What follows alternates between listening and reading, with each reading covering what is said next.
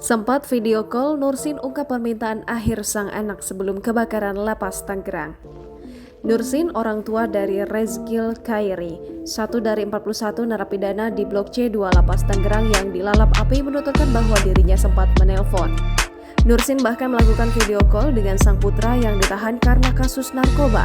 Tidak ada firasat, bahkan korban malah bercanda dengan Nursin beberapa jam sebelum kejadian. Nursin mengaku sebelum bencana itu terjadi, dirinya sempat video call putranya yang tersandung kasus narkoba. Dalam perbincangan tersebut, Nursin mengungkapkan permintaan anaknya. Tidak ada firasat, bahkan korban malah bercanda dengan Nursin beberapa jam sebelum kejadian. Nursin mengaku pasrah atas kepergian putra sulungnya itu. Dia baru mengetahui kebakaran di Lapas Tangerang yang dihuni putranya itu dari pemberitaan. Nursin tidak sama sekali dikabari dari pihak lapas atas kepergian putranya untuk selamanya. Di akhir percakapan, dia mengobrol bersama 4 orang adiknya. Rezgil Khairi mengaku kangen dengan keluarganya.